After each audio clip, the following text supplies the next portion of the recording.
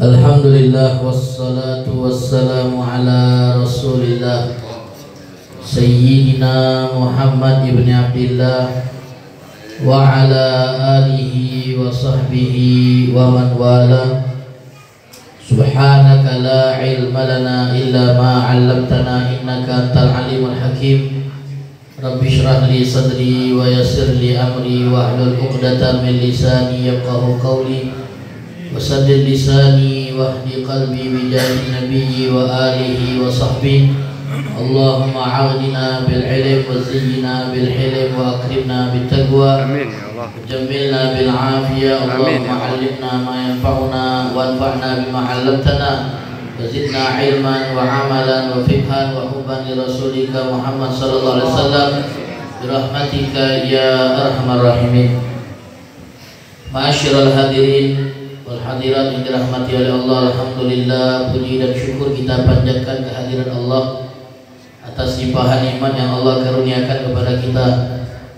Salawat dan salam semoga senantiasa tercurahkan kepada junjungan kita Nabi besar Muhammad sallallahu alaihi wasallam beserta keluarga, sahabat dan pengikut setia beliau sampai akhir zaman.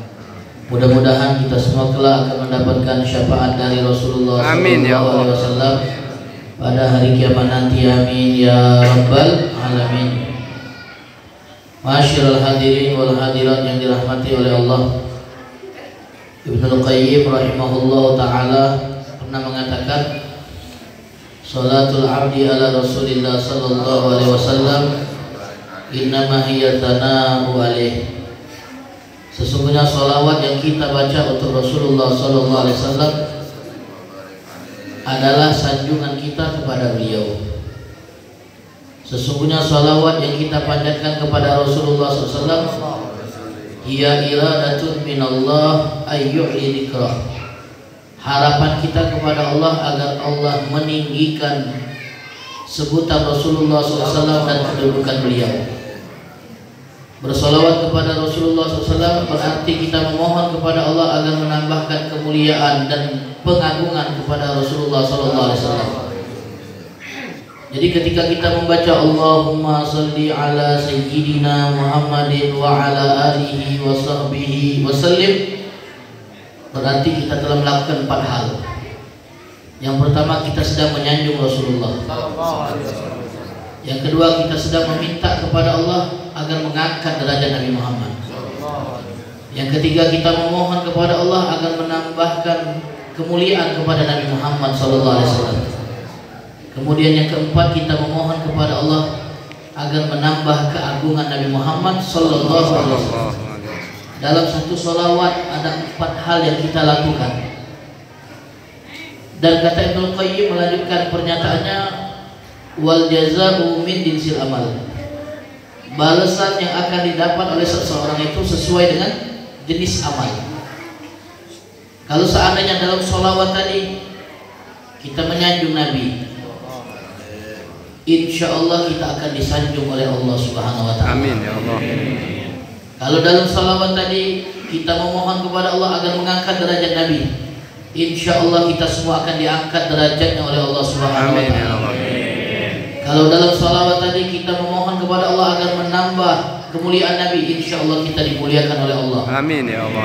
Kalau dalam sholawat tadi kita memohon kepada Allah agar menambah keagungan pada diri Nabi Muhammad, mudah-mudahan kita akan diagungkan juga oleh Allah Subhanahu wa ta'ala. Amin ya rabbal alamin.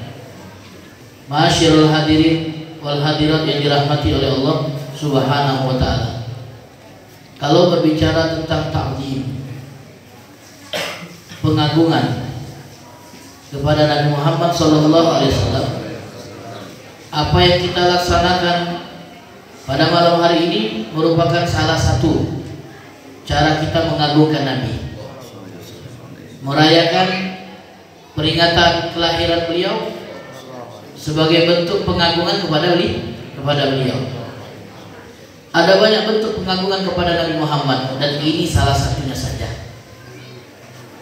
Namun pengagungan dalam bentuk perayaan Maulid itu masih pada level yang terendah, belum tertinggi. Karena dalam mengagungkan Nabi itu ada tingkatan, ada level. Yang kita lakukan saat ini itu belum seberapa. Sampai mereka, para ulama, orang-orang yang kenal kepada Nabi, bentuk pengagungan mereka kepada Nabi itu sangat luar biasa. Disebutkan bahwasanya Syekh Abdullah Sirajuddin, beliau seorang muhaddis yang tinggal di Suriah, seorang yang luar biasa, yang cinta luar biasa kepada Nabi, yang sangat mengagungkan Nabi Muhammad SAW. Suatu hari beliau menghadiri perayaan Maulid. Perayaan Maulid di tempat kita dengan di tempat beliau itu agak sedikit berbeda. Biasanya pujian-pujian itu akan dilontarkan, dibacakan di perayaan Maulid yang diadakan di sana. Jadi munsyid, para pembaca qasidah akan membaca qasidah yang berisi pujian-pujian kepada Rasulullah sallallahu alaihi wasallam. Salah satu di antara munsyid yang membaca qasidah itu karena asyik, enak dengan alunan, nada dan juga iringan musik bisa dikatakan, atau rebana dan sebagainya, itu secara spontan menggerak-gerakkan kakinya, secara spontan mengikuti irama dan iringan rebana musik. Lalu beliau Syekh Abdullah Sirajuddin menegur, bisakah engkau membuat kakimu itu tidak bergerak? Lalu sang pelantun qasidah ini beralasan, aku tidak bisa melakukannya karena ini spontan, karena ini rasa. Secara spontan kaki ini ikut bergoyang ketika qasidah dibacakan dan rebana atau musik mengiringinya. Lalu apa yang terjadi? Syekh Abdullah Sirajuddin meninggalkan tempat. Karena bukan seperti ini, kata beliau, perayaan Maulid yang diridhoi oleh Allah dan Rasul. Karena yang kita agungkan ini Nabi, yang kita baca qasidahnya adalah qasidah yang berisi pujian kepada Nabi. Layaknya kalau seandainya di majelis-majelis yang di situ disebut, disanjung Nabi Muhammad, dibacakan hadis-hadis beliau sallallahu alaihi wasallam, hendaklah kita menghadirkan haibah, wibawa, seakan-akan beliau itu ada di tengah-tengah kita. Dahulu sahabat kalau seandainya berada di hadapan Nabi dan dibacakan oleh Nabi SAW sabda-sabda beliau, ka'anna ala ru'usihim at-tayr, seakan-akan di atas kepala mereka itu ada burung, karena mereka duduk dengan tenang dan menyimak apa yang disabdakan oleh Rasulullah SAW. Marah Syekh Abdullah Sirajuddin ditinggalkan majelis maulid karena beliau merasa hal seperti itu tidak pantas untuk dilakukan di majelis-majelis maulid. Itu bentuk takzim beliau. Meskipun kalau seandainya dia beralasannya spontan, bergerak karena mengikuti iringan, tidak menjadi masalah. Tapi orang-orang yang sudah kenal betul dengan Nabi, takzimnya luar biasa, tidak mentoleransi hal-hal yang seperti itu. Kalau kita mungkin biasa saja, hal yang lumrah.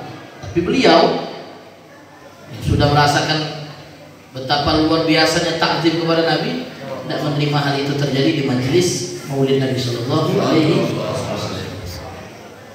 Masyiral hadirin wal hadirat yang dirahmati oleh Allah, ada lagi mereka yang bentuk takzimnya kepada Nabi Muhammad Sallallahu Alaihi Wasallam, yaitu dengan cara ketika disebut nama Nabi mereka pasti akan menangis. Itu bentuk takzim. Jadi ketika mendengar nama Nabi mereka menangis, mengenang Nabi Sallallahu Alaihi Wasallam.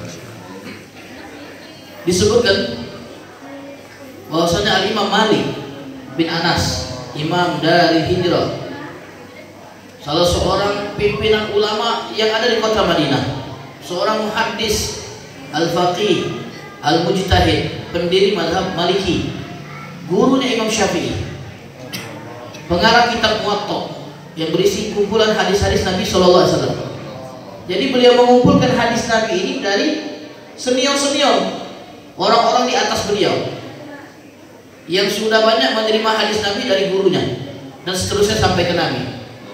Dan Imam Malik rahimahullah itu selektif dalam memilih orang-orang yang akan beliau ambil hadisnya, dan beliau catat hadis itu dari mereka. sangat selektif. Tidak sembarang orang yang punya hadis Nabi kemudian beliau terima lalu beliau catat di kitabnya. Tidak. Sangat luar biasa beliau menseleksi siapa yang pantas untuk beliau tulis hadisnya. Dan beliau bercerita, aku bertemu dengan Ayyub As-Sikhtiyani. Ayyub As-Sikhtiyani seorang tabi'in, min sadat tabi'in, termasuk tokoh tabi'in yang sangat populer di zamannya. Namanya Ayyub As-Sikhtiyani. Orang yang luar biasa, ahli ibadah, ahli fikih, ahli hadis. Tapi Imam Malik tidak serta-merta menulis hadis darinya. Ayyub As-Sikhtiyani ini, ma'asyiral hadirin wal hadirat, itu kalau menghadiri majelis-majelis pembacaan hadis Nabi atau beliau yang menjadi pembicara, ketika beliau sedang menyampaikan hadis Nabi Sallallahu Alaihi Wasallam dan beliau sudah tidak bisa mengontrol emosinya karena terharu dengan apa yang dia baca dan apa yang dia sebut yang berkaitan dengan Nabi, beliau akan menutup mukanya dan berpura-pura membuang ingus seraya mengatakan ma'asyadda zukam, alangkah parahnya flu ini. Padahal dia itu menahan diri untuk tidak menangis karena khawatir orang-orang akan tahu. Kemudian beliau luar biasa, Ayyub As-Sikhtiyani membaca hadis Nabi sampai menangis. Beliau ingin menutupi keadaan itu supaya orang-orang tidak menilai hal yang seperti itu. Menutupi amal luar biasa mereka ini. Beliau itu beribadah semalam suntuk dan tidak ada orang yang tahu kecuali orang-orang terdekat yang mengamati dan memperhatikan rutinitas beliau di malam hari. Beliau bangun sampai subuh, tapi tidak beliau menunjukkan seakan-akan beliau bangun sepanjang malam. Ketika mendekati azan subuh, baru beliau mengeraskan suaranya untuk mengesankan bahwa beliau baru bangun. Itu semua beliau lakukan untuk apa? Menutupi ibadah. Kalau zaman sekarang suka memviralkan ibadah. Alhamdulillah tahajud hari ini selesai. Alhamdulillah dapat ngaji 2 juz. Alhamdulillah buka hari ini menunya kolak.